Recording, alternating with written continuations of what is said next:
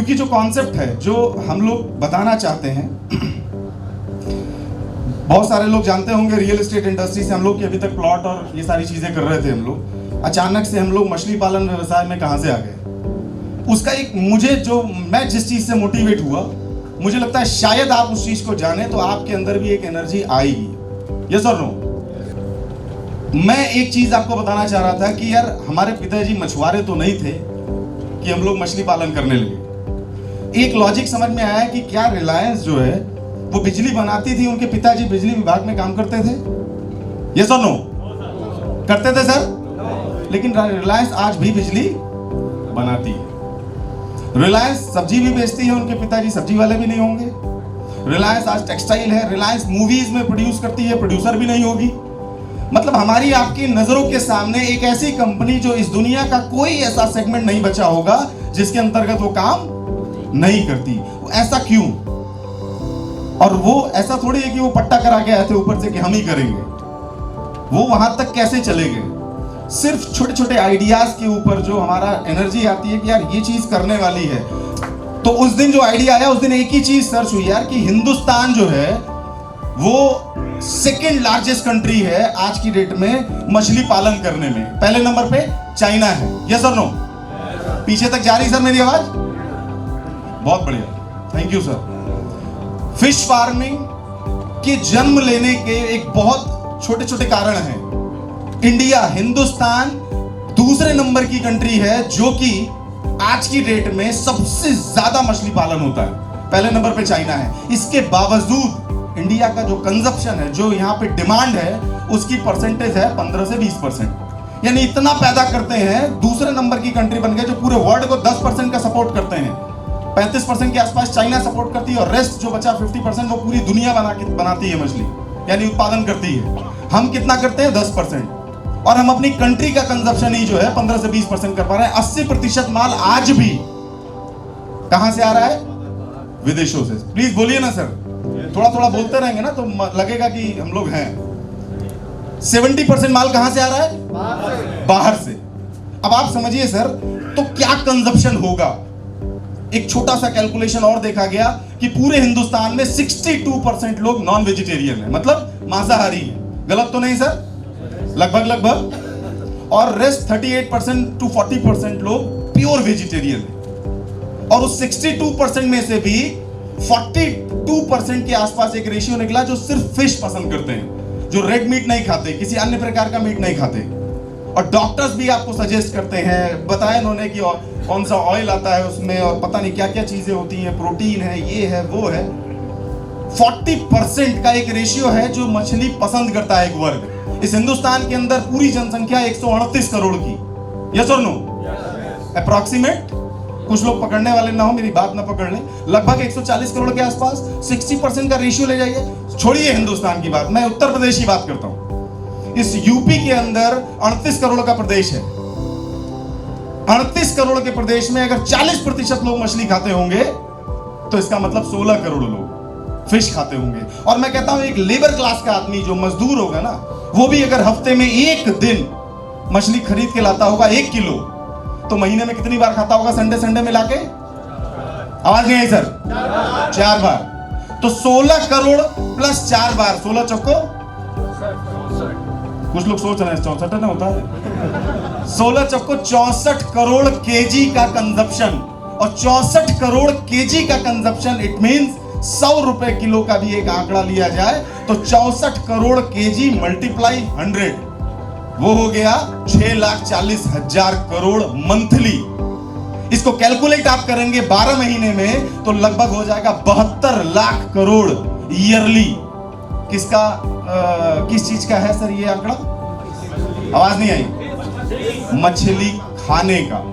हमारे आपके बीच में मछली खाने वाले लोगों की जो तादाद है वो लगभग 72 लाख करोड़ का माल खाते हैं। और पता नहीं इस लॉकडाउन में कुछ हुआ ना हुआ, 600 रुपए की दारू, शायद मुझे लगता है कुछ लोग इस नाम से बड़ा हो, इसको मैं इंग्लिश में बोलूं, अगर 600 रुपए की वाइन या विस्की को 4,500 रुपए में खरीदा।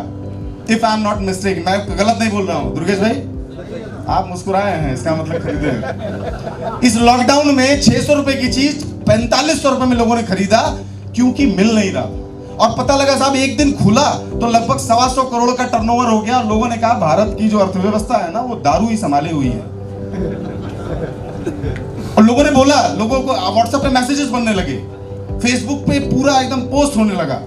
और जितने भी दारूबाज थे उनको लगा वाह हम भी देश संभालते हैं। आप इमेजिन करो सर, जो चिकन जो मटन जिस रेट में था उसके 3 गुने रेट पे गया। इसका मतलब ये समझ में आता है कि चाहे कोई भी चीज हो जाए, प्रलय भी आ जाए, लोग खाना और पहनना बंद नहीं करेंगे। कहते हैं ना कि दवा और दारू, देखिए कुछ दारू बोल दिया, दवा और दारू कभी खत्म नहीं। दारू में कितना मजा है लोगों को। एक सज्जन बोले सर क्या कुछ व्यवस्था और भी है, सब तो कर ही रहे। मैं कहा है, जब तालाब आपका लग जाएगा तो आपके लिए व्यवस्था करा दी जाएगी।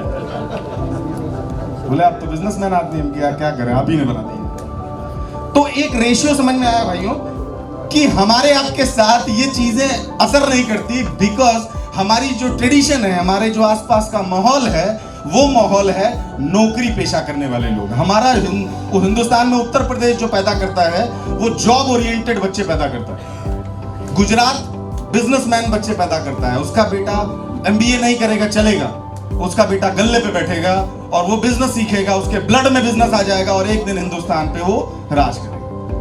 ये हमारे प्रदेश और उनके प्रदेश में एक डिफरेंसेस है। एक चीज समझ में आई यार, इतना बड़ा कंजप्शन, इतना बड़ा ह्यूज टर्नओवर, बाहर से विदेशों से माल आ रहा है।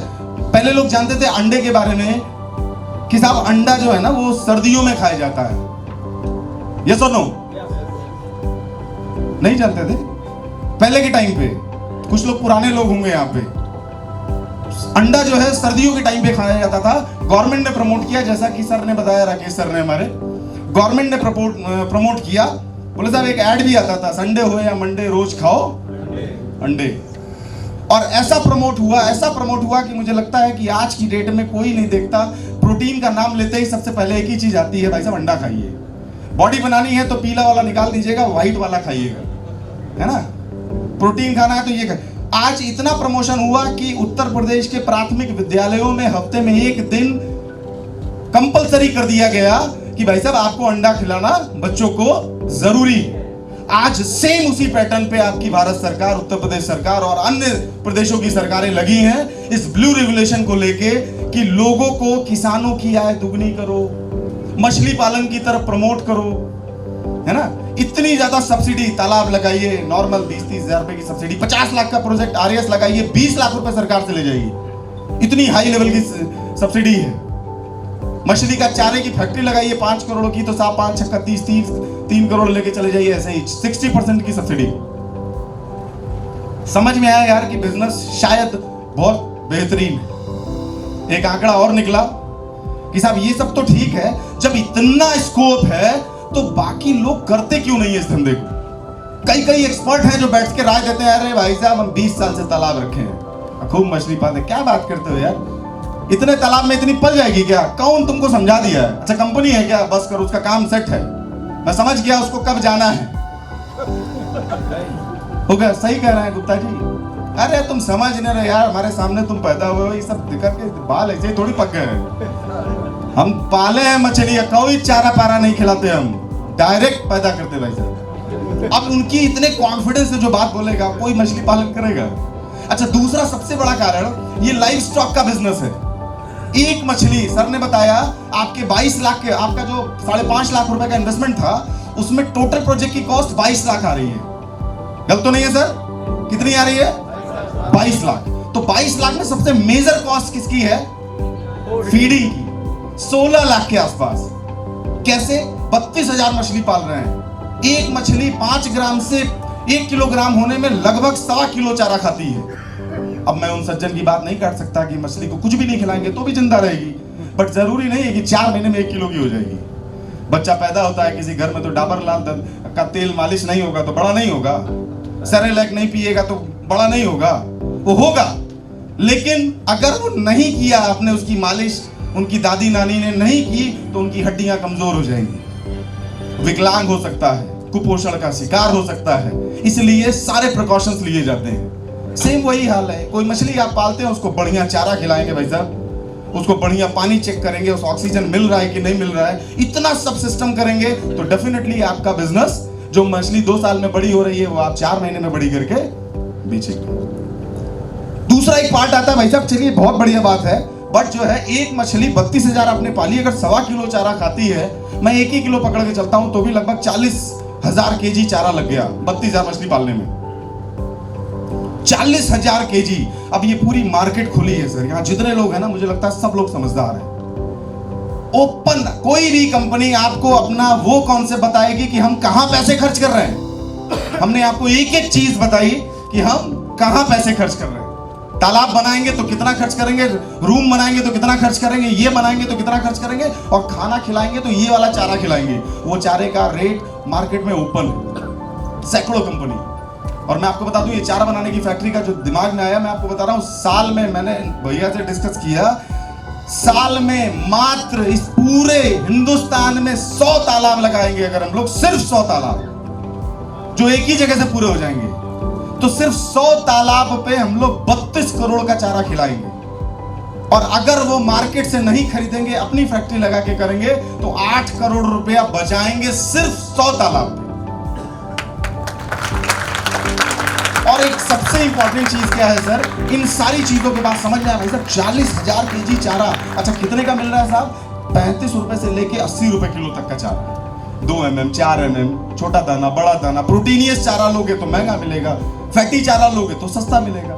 चलो ठीक है साहब, एक एवरेज कॉस्ट जोड़ी 40 रुपए, 40,000 किलो 40 रुपए, 4 चौको 16 लाख रुपए का चारा लग गया। एक आम आदमी जब जाता है बिजनेस करने तो उसको क्या लगता है, यार एक मछली 5 ग्राम की खरीदी मैंने 5 रुपए की, चारा खिलाया उसको 50 रुपए का, कितना हो गया सर दुर्गेश भाई? कितना हुआ? आप तो आरबीआई है, कैलकुलेट करते हैं बहुत तेज। 5 रुपए की मछली, 50 रुपए का चारा, कितना हुआ? 55 रुपए। गड़बड़ा गई आज आरबीआई। और 5 रुपया लग गया उसके तालाब, उसके रख रखाव पे। टोटल खर्च कितना हो गया? 60 रुपया। मार्केट में बिकी कितने की?